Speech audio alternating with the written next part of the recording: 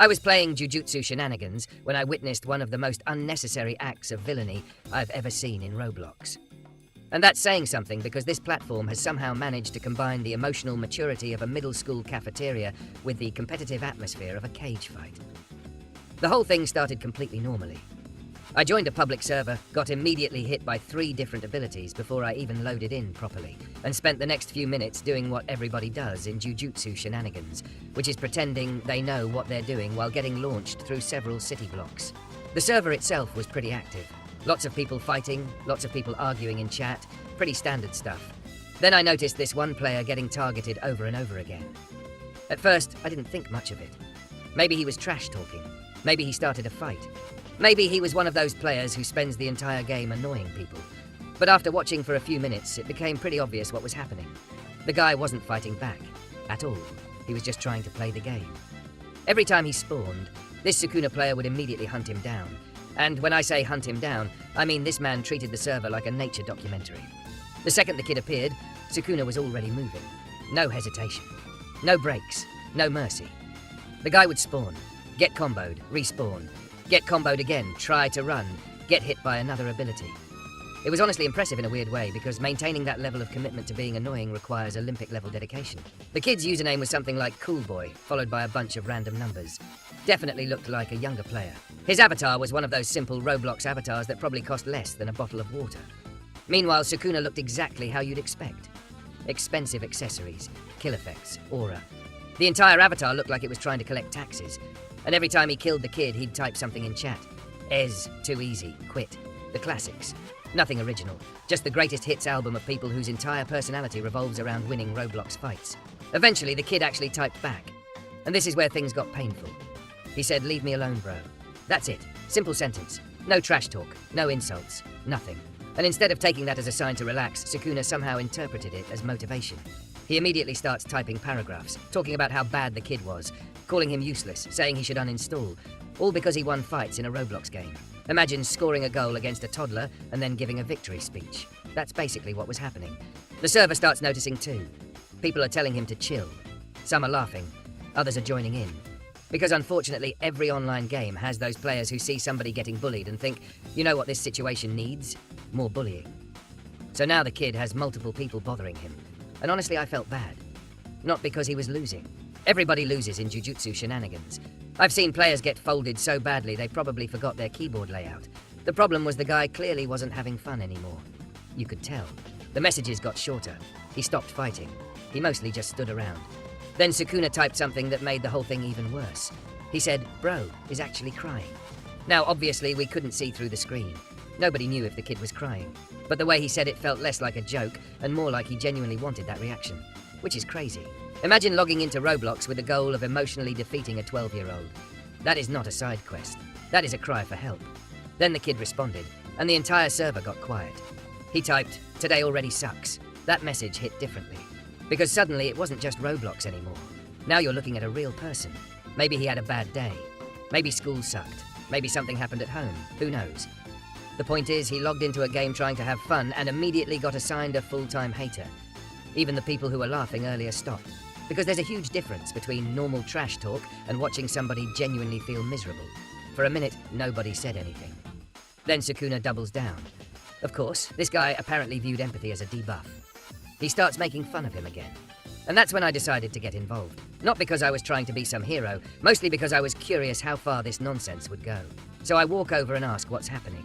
The kid explains he's new. That's it. He's literally new. The entire conflict existed because somebody downloaded Roblox and had the audacity to not be good immediately. Amazing. Meanwhile, Sukuna is still talking, still bragging, still acting like he just won the World Cup.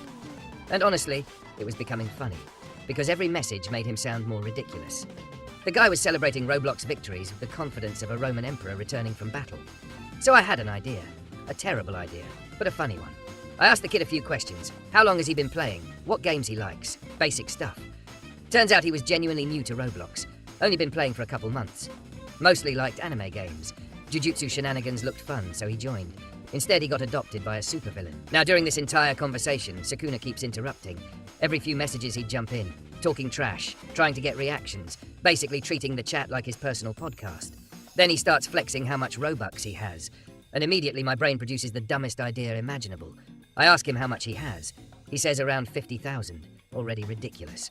Then he spends 5 minutes talking about expensive items he owns, limiteds, accessories, game passes, everything. The entire conversation felt like listening to a dragon explain its treasure collection. And that's when I got the idea.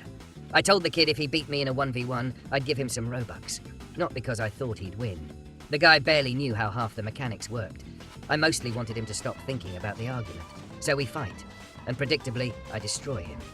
The fight lasted about as long as a microwave timer. But he was laughing. The server was laughing. Everybody was having fun again. Except Sukuna. Because attention shifted away from him.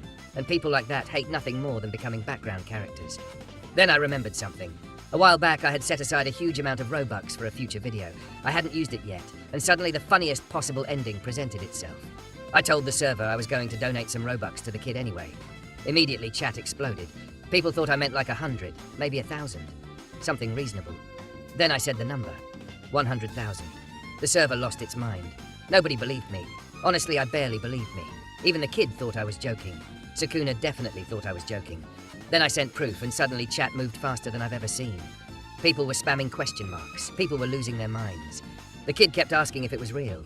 And honestly, the best part wasn't even his reaction. It was Sukuna's. Because this entire time he'd been acting like he was the main character. The strongest player, the richest player, the center of attention. And in about 10 seconds, all of that disappeared. Nobody cared anymore. The conversation instantly became about the kid. Sukuna tried talking. Nobody responded. He tried flexing. Nobody cared. The server had completely moved on. It was beautiful. The kid was freaking out. And honestly, I don't blame him. 100,000 Robux is an absurd amount. That's not a gift. That's an economic event. This man went from getting bullied in chat to experiencing the Roblox lottery. Then the funniest thing happened. Sukuna accused us of faking it, which was incredible. Because according to him, bullying a random player was believable. Giving somebody something nice was apparently where realism ended. The server immediately started roasting him. And not because he lost a fight. Because everybody finally realized how ridiculous he looked. For the last hour, he'd been dedicating his life to annoying one random player. And somehow that player ended up having the best day in the server. It was like watching karma speedrun itself. Eventually, the kid thanked everybody. Said he was going to buy items he'd wanted for months, upgrade his avatar, try new games. The whole thing completely changed his mood. And honestly, that's what stuck with me afterward. Not the Robux. The mood shift. Because online games are weird.